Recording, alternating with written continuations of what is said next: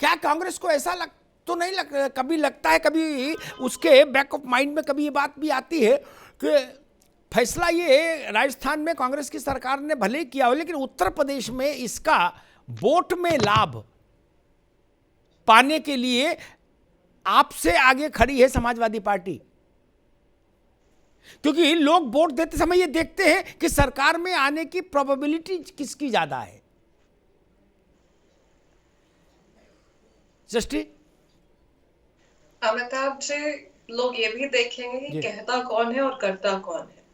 हमने जितने भी वादे किए हैं, हमने अगर 40% महिलाओं की टिकट की भागीदारी की बात की, वो हमने करके दिखाया। और आज तक हमने इस देश के लिए हमेशा जनहित को सर्वोपरि रख के उनके लिए काम किया और जो कहा है वो निभाया है।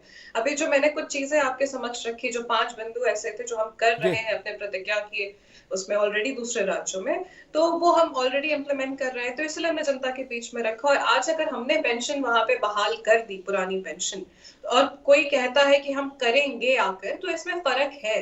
क्योंकि आपकी भी सरकार थी आज से 5 वर्ष पहले, और ये आंदोलन जैसे विजय जी ने बोला कि 7 वर्षों से चलता आ रहा है, आपको भी संज्ञान लेना चाहिए था। लेकिन अब अगर आप चुनाव के वक्त आप आके कहते हैं कि हम करेंगे, तो जनता भी आपसे ये सवाल पूछेगी कि आपने पहले क्यों नहीं किया। कि वो कह रहे करेंगे, हमने करके दिखा दी। करके राणा, आप तक अगर आवाज आ रही हो तो वही सवाल आपसे, अब कांग्रेस भी इसी मसले पर मैदान में है और आप भी घोषणा पत्र लेके इसी मसले पे मैदान में हो। 3 चरण बाकी हैं। कांग्रेस पर लोग ज्यादा भरोसा राजस्थान के फैसले को देख के कर सकते हैं क्या, या क्यों नहीं करें, जरा बताइए। देखिए अमिताभ जी, उत्तर प्रदेश में अगर कोई लड़ाई है तो भारतीय जनता पार्टी और समाजवादी पार्टी के बीच है। और राजस्थान में उन्होंने जो ये घोषणा करी है ओल्ड पेंशन स्कीम को लागू करने की, उसकी समाजवादी पार्टी खुले दिल से स्वागत करती है और एक अपने आप में एक ऐतिहासिक कदम मानती है कि ऐतिहासिक कदम ये रहा है। उत्तर प्रदेश की बात करें तो समाजवादी पार्टी, जितने भी अभी तक रुझान आ रहे हैं, Samajwadi party single largest party बनकर उभर रही है। और कहीं ना कहीं अगर कांग्रेस की बात करें उत्तर प्रदेश में, मैं माफ़ी चाहूँगा, कांग्रेस के प्रवक्ता भी यहाँ पे है, कांग्रेस कहीं उत्तर प्रदेश में फाइट में नहीं है। और जितनी भी सारी योजनाएं 2012-17 के समय पे माननीय अखिलेश यादव जी ने 12 में जो अपने घोषणा पत्र में लिखी थी, वो सारी पूरी करी। वही अब आज 22 से 27 तक का जो कार्यकाल रहेगा, जो हमारे घोषणा पत्र में। राणा एक मिनट, मेरा सवाल सिर्फ इतना है भाई कि आप भी कह रहे हो, आप कह रहे हो हम पेंशन पुरानी देंगे अगर हम सरकार में आए। कांग्रेस कह रही है अब कि हम राजस्थान में तो दे चुके, आपने देख ही लिया हमारा चाल चलन, अब उत्तर प्रदेश में हम पे भरोसा करो। तो जो सरकारी मास्टर है, सुन लो, रुको भाई, सरकारी मास्टर है, बाबू है, सिपाही है, लेखपाल है, कानून गो है, ईएलओ है, बीएलओ है, वो क्यों नहीं कांग्रेस की बात को ज्यादा वजन दे, ये मैं समझना चाह रहा हूं। मैं दोबारा वही बात आपको बताना चाहता हूं कि देखिए, सरकारी कर्मचारी भी वहां पे विश्वास दिखाएगा जो पार्टी फाइट में होगी। सरकार में आएंगे तभी तो योजना लागू करेंगे जी। अब सरकार में नहीं आएंगे और आप चुनावी फाइट में मैदान में कहीं नहीं यार आप घोषणा कर दे तो कोई विश्वास नहीं करेगा। समाजवादी पार्टी एकमात्र single largest party Uttar Pradesh में है जो 2022 का चुनाव जीतने जा रही है। और हमने पहले ही अपने घोषणा पत्र में भाई कांग्रेस की योजना ठीक है, राजस्थान का स्वागत है फैसले का, लेकिन यूपी में वो फाइट में नहीं, इसलिए लोग उस पर कैसे भरोसा कर लें। जी अमिताभ जी, कैसे यूपी में हम फाइट में नहीं? ये तो परसेप्शन क्रिएट किया गया है कि the fight is just between Samajwadi and BJP. आपने भी पूरा इलेक्शन कवर किया है, आपने बहुत सारी बार मैं आपके डिबेट्स में आई हूँ जब हमने एक एक मुद्दों पर डिस्कस किया है यहाँ पे। तो कांग्रेस का पूरा इलेक्शन कैंपेन जनता से जुड़ा हुआ रहा है। हमने पार्टी को जीरो से री इन्वेंट करके यहाँ पे शुरुआत की है, जनता से जुड़ने की शुरुआत की है। और तो कैसे जनता का हमारे साथ समर्थन नहीं आएगा? मैं तो ये सवाल पूछती हूँ कि अगर हमने आपके मुद्दों पे लड़ाई लड़ी है तो आप हमारे साथ क्यों नहीं आएंगे? हमने रोजगार पे आवाज उठाई, हमने किसानों के लिए आवाज उठाई, हमने आशा बहनों के लिए आवाज उठाई, हमने उत्तर प्रदेश देश की आधी आबादी के लिए आवाज उठाई, तो वो हमें हमारा साथ क्यों नहीं देंगे? जब उन्हें दिख रहा है कि देश की सबसे बड़ी विपक्षी कोई पार्टी है कांग्रेस पार्टी, अगर ग्राउंड जीरो से शुरुआत करके आपके लिए काम करने के लिए प्रतिबद्ध है, तो आप क्यों उन्हें एक मौका नहीं देंगे? आपने सभी पार्टियों को दिया, एक बार हमें भी दे दीजिए। राणा कांग्रेस सवाल उठा रही है कि भाई हमारे साथ क्यों नहीं खड़े होगी जनता। देखिए देखिए मैं दोबारा माफी चाहूंगा कांग्रेस के प्रवक्ता से। हालांकि लोग एक प्रयास किया गया, कोशिश की गई, लेकिन कहीं ना कहीं जिस तरीके की हवा थी, तो इस बार लोग भारतीय जनता पार्टी से भी, बहुजन समाज पार्टी से भी और कांग्रेस के भी कई बड़े नेता समाजवादी पार्टी जिन्होंने ज्वाइन करी है। और देखिए, जब बड़े नेता किसी पार्टी के ज्वाइन करते हैं, जो सांसद, पूर्व सांसद, मंत्री अगर वो किसी भी दल को ज्वाइन करते हैं, तो चुनाव से पहले तो आप ये मान के चलिए कहीं ना कहीं वो दल चुनाव में कहीं ना कहीं एक अग्रिम भूमिका में है और कहीं ना कहीं जीत के लिए अग्रसर है। तो मैं इतनी बात कहना चाहता हूं कि तरीके का माहौल आप भी देख रहे हैं, आपको मालूम है, जितने लोग पैनलिस्ट हैं सब लोगों को मालूम है कि समाजवादी पार्टी इस टाइम पे सबसे उभर के आ रही है। तीनों चरणों में हम लोगों का बहुत अच्छा रिकॉर्ड रहा है और निश्चित रूप से चारों चरणों में, निश्चित रूप से आने वाले चरणों में भी समाजवादी पार्टी ठीक है कार्तिक, आएंगे आपके पास दोबारा। मैं विजय कुमार बंधु पास चलूंगा, लेकिन एक मुफ्त की सलाह सारे दलों को दे दूं। चुनाव बड़े सक्रिय गलियों से गुजर रहा है।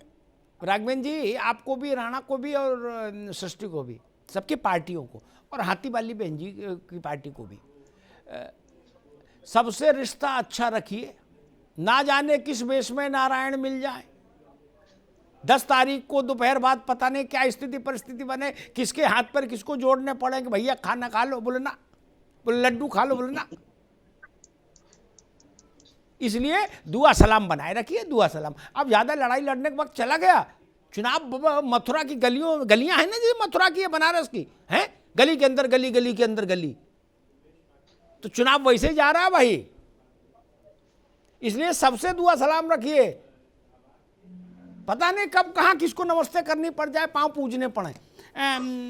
अमिताभ जी, एक और बात मैं इसमें जोड़ना चाहूंगी। सबसे दुआ सलाम की एक तस्वीर हमने देखी जब प्रियंका गांधी जी अपने रैली से वापस लौट रही थी, तो बीजेपी के कार्यकर्ताओं ने किस तरीके से दीदी का अभिनंदन किया, उनसे दुआ सलाम किया।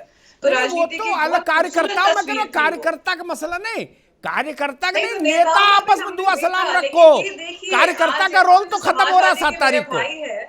मेरे समाजवादी के जो भाई हैं वो कह रहे हैं क्यों जुड़ेगी हमसे, बीजेपी के कार्यकर्ता भी जुड़ रहे हैं हमसे। सुनो बाबू, 7 तारीख को शाम को 6 बजे के बाद 4.5 साल के लिए कार्यकर्ता का रोल समाप्त हो जाएगा।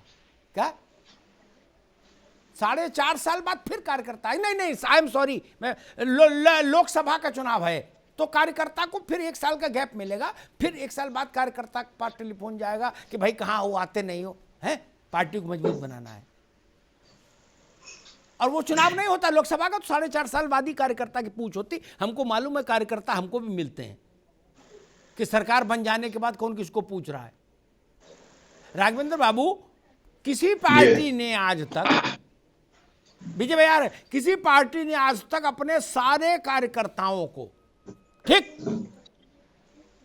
जो गला फाड़ते हैं, झंडा डंडा ले घूमते हैं चुनाव में, उनको 4 लड्डू देसी घी के नहीं, डालडा के ही सही, डब्बे में रख के भिजवाए हैं चुनाव जीतने के बाद? नहीं ना। फिर काय की बातें कर रहे हो? कार्यकर्ता तो जिस काम के लिए है वो कर ही रहा है। ठीक है। विजय कुमार बंधु जी, कांग्रेस, बीजेपी न, कांग्रेस, समाजवादी पार्टी और बसपा, बहन जी ने खुद 4 जनसभाओं में इस बात को कहा कि हमारी सरकार आएगी तो हम पुरानी पेंशन बहाल करेंगे। तो तीनों कह रहे हैं पुरानी पेंशन। कांग्रेस में एक एक्स्ट्रा वेटेज ये है कि उन्होंने राजस्थान में करके दिखा दिया। क्या सरकारी कर्मचारी के मन में आप कोई दुविधा देख रहे हैं कि कोबर छोट कहता अपराधू, किसको चुनूं किसको छोड़ूं? देखिए, ये बहुत बढ़िया सवाल है जी, और मैं बहुत विनम्रता से सभी को बताना चाहता हूँ, ये जिस वर्ग की बात हो रही है बुद्धिजीवी वर्ग है जी, और पढ़े लिखे जी, कांग्रेस पार्टी ने थोड़ा सा लेट किया मामले को, और बहन जी का जहां पे मामला है, बहन जी भी एक चरण जब बीत गया तो उन्होंने बोला, 3 चरण 4 चरण बीत गए तो आपने बोला, तो बुद्धिजीवी समाज अपना फैसला कर चुका है, अपना रास्ता तय कर चुका है। और अभी जो आपने देखा होगा पोस्टल बैलेट का जो धूम मची है, हमारी जानकारी में तो कभी भी पोस्टल बैलेट के लिए लाइन नहीं लगी थी। ये पहली बार लाइन लगी है, लंबी लंबी लाइनें लगी है पोस्टल बैलेट के, और लाइनों की लाइनें क्लियर है। तो पूरी तरह से हम सब तय करे हैं कि हम सरकार बनाने की स्थिति में हम पेंशन बहाल करना चाहिए, हमें पेंशन मिलनी चाहिए, हमारा उद्देश्य है। और जो सरकार बनाने की स्थिति में जा रहा है उसके साथ विजय बाबू एक बात बताइए कि टोटल सरकार राज्य कर्मचारी उत्तर प्रदेश में कितना है? लगभग 18 से 20 लाख लोग हैं। 20 लाख। राघवेंद्र जी 20 लाख में जोड़ गुणा करो 5 का, ठीक? ये 1 करोड़ के आसपास होगा। 1 करोड़ काहे मुचौटे ले लिए चुनाव के समय में? नहीं अमिताभ जी, ये चुनाव के समय का विषय नहीं है। सबसे पहले तो विषय मैंने शुरुआत की थी इसका, जो है जो पुरानी पेंशन समाप्त किसने की थी? इन्हीं ने तो महाराज ने की थी कि भारतीय जनता पार्टी ने की थी। बुआ बबुआ दोनों लोगों ने मिलकर के खत्म कर दिया। अच्छा, फिर वो बताएंगे कि अटल बिहारी वाजपेयी की सरकार ने इसका मॉडल कानून बनाया था दिल्ली में, क्षेत्र ही हो जाएगी। नहीं अमिताभ जी, आप ये कह रहे मॉडल कानून बनाया था, साथ में अभी आप ये भी कह चुके हैं ये 100% विषय राज्यों का होता है। ये बात बिल्कुल सही है, इसमें 1% भी केंद्र की भूमिका नहीं होती।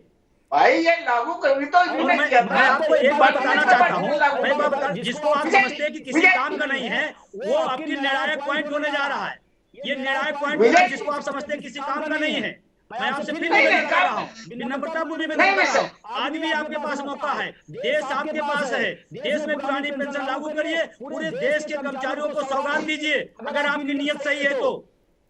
नहीं, नियत बिल्कुल ठीक है। और नहीं तो ये और मास्टर ने अपना वक्तव्य देखिए, मैं भारतीय जनता पार्टी इस विषय पर 10 मार्च के बाद निश्चित रूप से सहानुभूतिपूर्वक विचार करेगी। मेरे संकेत आप समझ लीजिए, ये मेरे विषय घोषणा पत्र का हिस्सा नहीं है। भारतीय जनता पार्टी प्रवक्ता होने के नाते मैं आश्वासन दे रहा हूँ आपको, भारतीय जनता पार्टी के प्रवक्ता होने के नाते मैं कह रहा हूँ इस विषय पर हमारी सरकार पढ़ने तो जा रही है, निश्चित रूप से 10 मार्च के बाद सहानुभूतिपूर्वक विचार करेगी।